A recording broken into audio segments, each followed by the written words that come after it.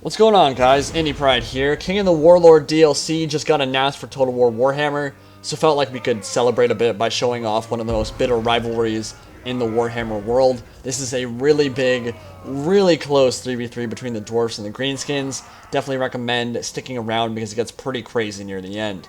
Playing on the barrier idols, I have brought Thorgrim Grudgebearer, the High King of the Kara's Anchor, wielding the Axe of Grimnir and clad in rune-forged armor. I expect him to lay the smackdown on some greenskin scum in this one. And how is this for an iconic shot to open the battle, though? Sunset in the distance as Black Orcs sprint across the beaten zone under withering fire from grudge throwers, and cannons getting ripped apart every single time one of those artillery pieces land a shot.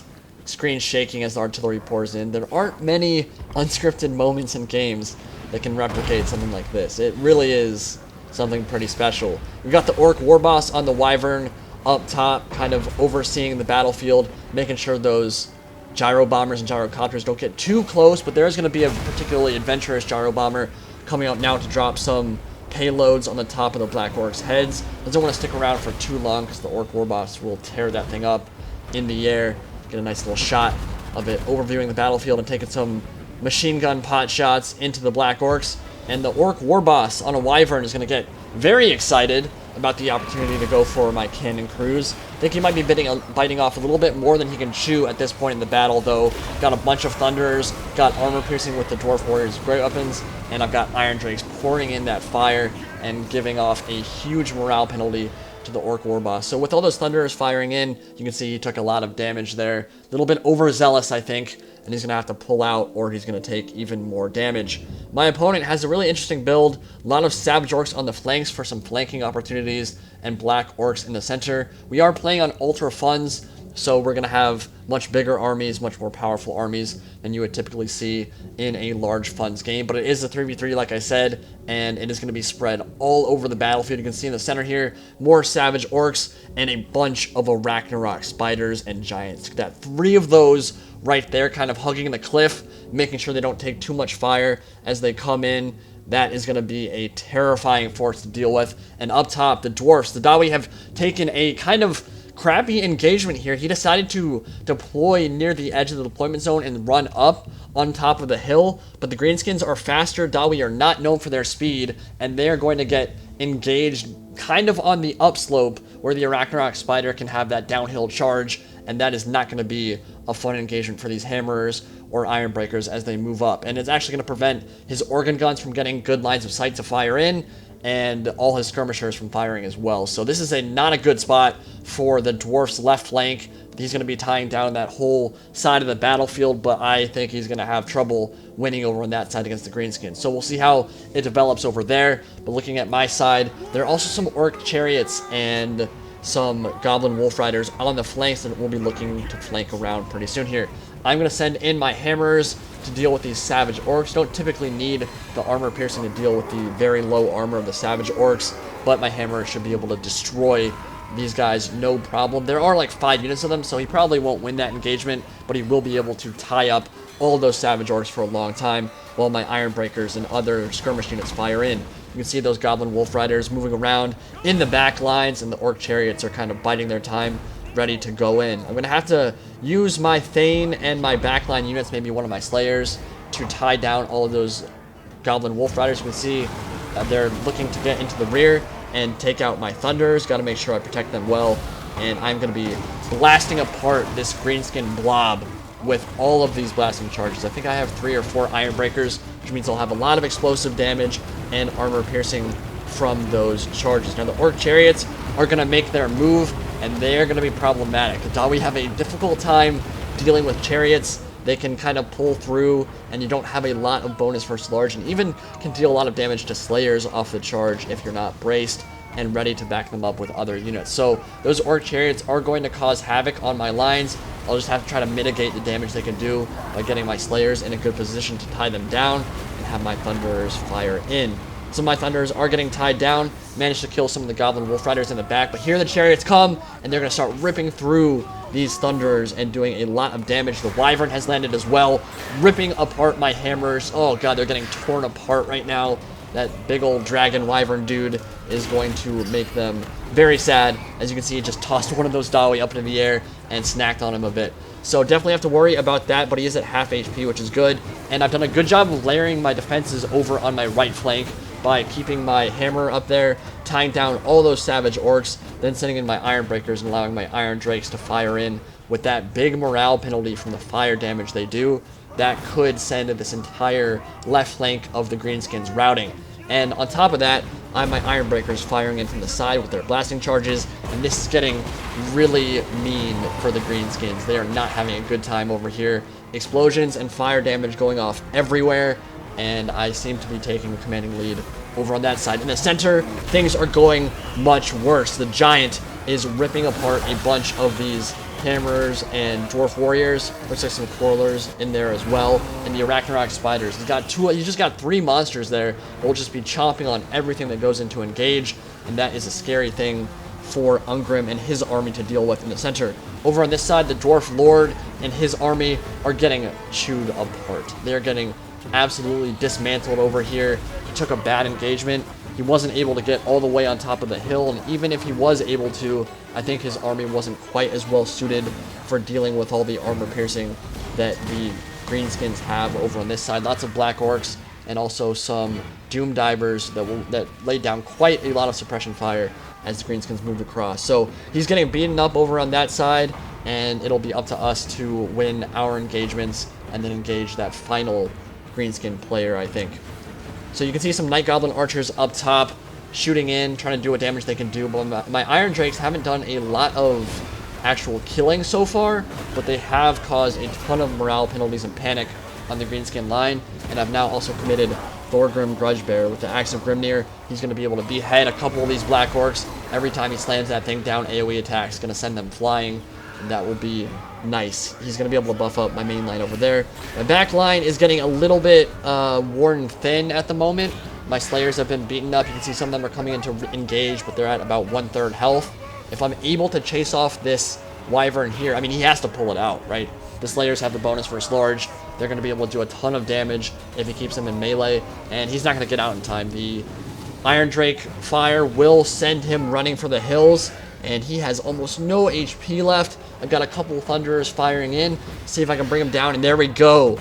Orc Warboss is down. The Wyvern crashes to the ground, and we're going to be able to kind of reset over on this side of the battlefield. The Greenskins will start wavering. Some of them will come back, of course, but definitely one over on that side. In the center, Arachnarok Spiders still causing carnage in the back lines, ripping through the remnants of these Longbeards with great weapons. And the Gyro Bombers and Gyrocopters still seem to be alive, but probably running relatively low on ammunition and bombs at this point. Not a big fan of the Gyro Bomber.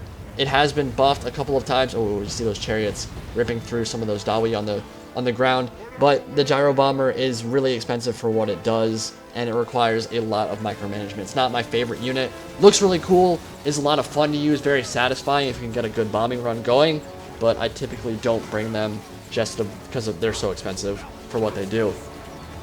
Ironbreakers moving up under withering skirmish fire from the Night Goblin Archers, and he is going to be compelled to retreat away as the Slayers slam into their flank, and with those dual axes gonna go to work, and this big blob of Night Goblin Archers will not enjoy this whatsoever. Gonna get beheaded, sliced apart, dismembered, decapitated, you name it.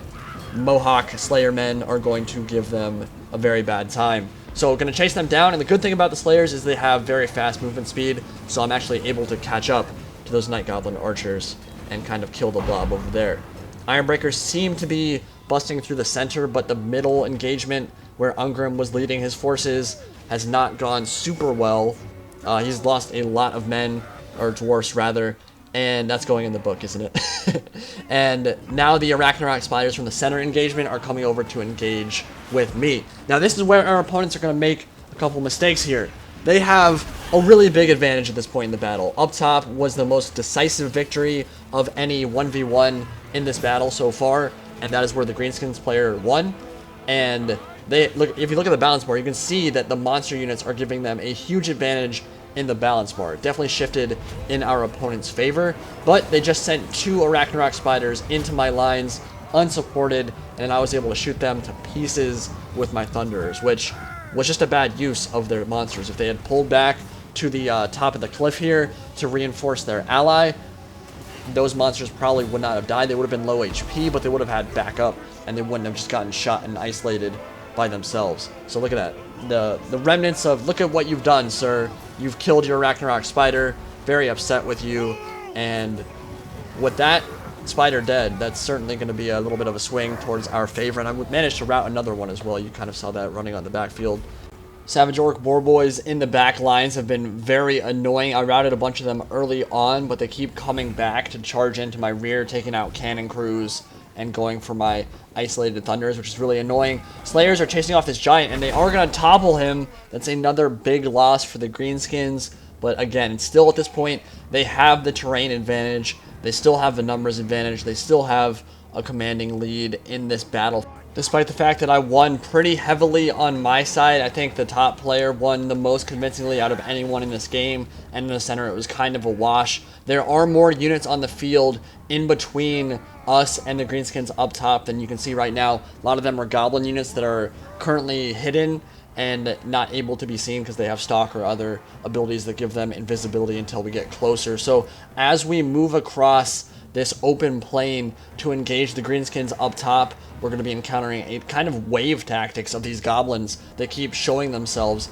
They'll suddenly appear, start shooting them with their bow and arrows, or you'll see a couple of black orcs rear their head from behind some little patches of trees, that kind of thing. So we'll see units as we move along. We will continue taking losses, and there will be those Savage Orc Boar Boys in the back that continue to be a nuisance as they charge in and try to deal as much damage as they can to my Thunderers or Irondrakes in the back. Really want to keep my Irondrakes alive because in the late game, that morale penalty will be so nice. Again, they don't do a ton of damage. They're still kind of overpriced for what they do, I feel. Or at least, they're not overpriced, but in terms of pricing, I think they're actually solid right now. But they're so easily killed. They're so easily destroyed by a flyer unit or a cav charge or whatever. It's just really, really hard to protect them, as the Dwarfs basically need to keep Thunderers around them 24/7 with that armor piercing.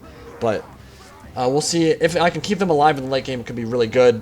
And now Black Orcs and some more Night Goblin Archers moving up, getting shot in the face by my lines of Thunderers, who have taken a lot of casualties in this game as well from all those cav charges and from the early engagements from the Orc Chariot.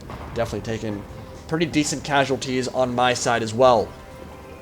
Some more Savage Orcs moving up, getting their heads blown off by the pinpoint accuracy of my Dawi gunmen. And as that happens, they will retreat, and it looks like they've shattered at this point. So I guess it's not gunmen, it's gun dwarfs. I'm going to keep saying men, probably, occasionally. It's going in the book, I know. I'm already in the Book of Grudges. I've killed so many Dawi in my Total War Warhammer campaigns. I'll be in the Book of Grudges for forever. But here we go. So the Greenskins have taken the cliff. This is going to be a difficult position to assail. Black Orcs, of course, armor piercing. Look at that. That sunset is so beautiful. It made for such an amazing battlefield. And the cliffs themselves kind of remind me of Angkor Wat in Cambodia. It looks just beautiful. Like, this entire setting looks so cool. We've got the fire burning brightly in some kind of offering to the Greenskin gods, Gork and Mork. And alongside that roaring fire, both factions will make their last stand here in the endgame. Doom Divers beginning to open up their barrage, which is going to hurt a lot because we've got a ton of ground to cover before we close into melee, and the Dwarfs are pretty slow.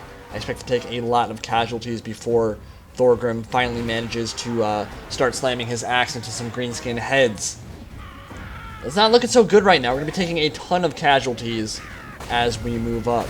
I'm not sure if you guys saw it, but the Goblobber is going to be a new Grudge Thrower regiment of renown that throws tied up goblins. I'm really excited to see that in action, and there's going to be a new Goblin Fanatic unit that actually swings around tied up dwarfs. So both of those are going to be pretty amazing. I love that kind of flavor CA is adding with the Regiments of Renown. Now we're going to get a good look at Ungrim Ironfist with the Axe of Dargo. Massive two-sided blade there. And he's with his Slayers, of course. So the Slayers of Karak Kadrin going to be looking to close into melee. And I do have my Thane, my Runesmith, and Thorgrim Grudgebearer himself in the back. Did make a micro mistake chasing off a cavalry unit. and they're going to be a little bit late to the party, which is not ideal in a late game scenario where you need as many morale buffs as possible, where all of your units are depleted as they are at this point. I need that kind of morale buff, so the fact that I left all of them in the back, definitely not good. It means that my runesmith won't be able to cast his Rune of Wrath and Ruin and his armor buffs immediately as my guys close into melee. I am going to chase off a bunch of his goblin archers that are trying to retreat to the safety of the hill. You can see the gyro bomber closing into melee with some of those guys on the ground, and my slayers are just going to try to engage as quickly as possible, chase off those doom divers, but I'm taking a lot of losses from the archer fire from the hill. And now the orc warboss on a boar gonna charge down and destroy a slayer. Look at that thing go flying. Big charge from him, and the orc warboss in the late game is going to be a problem. Ungrim only has like 300 or 400 HP at this point. He is one hit away from dying. That is not good. Of course he won't rout. He is unbreakable, but the fact that he's so low at this point is definitely bad. I have my slayers up front. Probably not the best unit to be in front. They do have the damage mitigation from archer fire because their axes apparently deflect archer, but they still have low armor, archer fire, but they still have low armor, so they will take losses to these night goblins as they move up. And now the final engagement is going to begin. Slayers are going to get charged by some, looks like big guns, or I guess those are just regular orc boys, and that is going to be not the best engagement for them, but it's not like they're fighting black orcs, so my slayers might do okay here. Gyro bomber looking to reinforce, help them out a bit, and like I said, all of these engagements are going to be facing greenskins uphill. Our dwarfs are going to be fighting up this hill that is not easy for them whatsoever, and allows these black orcs and some of these higher charge units to get a nice downhill charge while all these night goblin archers pour in their fire. I think there might be some savage orc archers on the field as well, but this is going to get really scary here at the end. Gonna go down to the wire. Like I said, the ending to this game is pretty crazy. There will not be much left on the field once everything is said and done. Still not sure which way this is gonna go. Black Orcs about to get committed. Doom Diver's still on the field as well. I think they got out of there. And now the Orc Warboss engaging with a front line of Ironbreakers. We're gonna try their best to surround him. Ironbreakers won't deal too much damage here, but they won't take too much damage either. They're a good unit to soak up a lot of smacks from that Orc Warboss. Gonna be buffing up his dudes, but there's not a lot of units surrounding. Our opponent should be sending Black Orcs to help reinforce very soon, and here they come. Charge in from the flank. Thing is gonna get a little bit blobby. Gyro Bomber cannot commit any longer, and Ungrim is gonna go down. Ungrim Ironfist has died to the Orc Warboss. That is problematic here in the late game. Kind of morale penalties could send a rippling effect through our lines. Definitely don't want to be losing our lords at this point. More Black Orcs charging in now, and the Hammerers and the Ironbreakers doing their best to tie everything down in melee and win melee combat. But they're so beaten up, and they're getting charged downhill. Not necessarily going to go well for them. Thunderers in behind the engagement, trying to find some angles to fire in, but there's a bunch of little goblin big bosses. They are little, but they're called big bosses, charging around the field, and they're going to be very annoying to deal with. It's kind of hard for Thunderers to get a beat on them and destroy them with their volleys, and they're just kind of running around. They're skidding around, tiring up my melee units and my range units in the back. Irondrakes firing into this war boss, it looks like. But yeah, or that's a shaman, I guess. But my Hammerers and my Ironbreakers going to charge in, tie him down, and with all of those guys tying down that guy, he should go down relatively quickly, or at least route from the field. And now, Thorgrim Grudgebearer, this is what the Dwarfs need in a late game scenario. They need that morale buffs, and they need those AoE buffs, and they need the Runesmith. Definitely those armor buffs here in the late game could see us through. And the Rune of Wrath and Ruin also in late game scenarios where things are getting very low in unit models and low in HP. Rune of Wrath and Ruin can be a godsend here.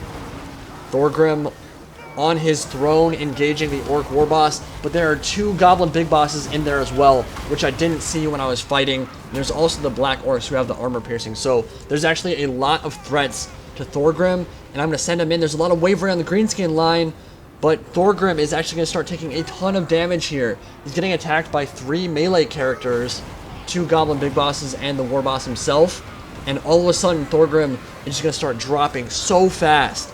Look at his HP. And with the Black Orcs in there as well, I think This is going to be really bad. I didn't notice it when I was fighting, and Thorgrim goes down. The High King is dead, and I didn't bring his crown ability, which gives him, or gives all the dwarfs on his team, I think, plus melee attack and plus morale when he dies. And because apparently it's bugged out and doesn't always work, and it's really expensive for what it does, and normally you don't want your lord dying anyway.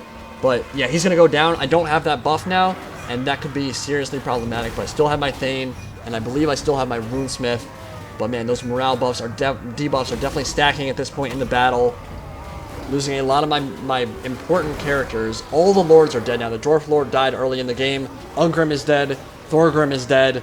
Not a good day for the dwarfs whatsoever, but the Thane is still alive and still taking a bunch of damage, just tanking stuff out in melee combat. And now the Black Orcs are starting to waver and rout, and it looks like we might have finally cracked the nut here. Orc War Boss went down. Looks like the Goblin Big Bosses did as well, and mass wavering on the Greenskin line. Still not over yet. Balance bar definitely shifting in our favor, and the Thane and the Ironbreakers is going to close into melee with these Doom Divers and finish them off. Now, I don't know if the Thane always had that headbutt animation. I think it's the same one that the Beastmen use. Some of the Beastmen lords, when they go for the headbutt. That might be new. I don't know. I've never watched Thanes fight in melee combat too often. That might have been in there since the beginning. The Goblin Big Boss gonna go in. There's gonna be a nice little 1v1 here between the Thane and the Big Boss. We'll see who can win. Doom Diver's still firing in.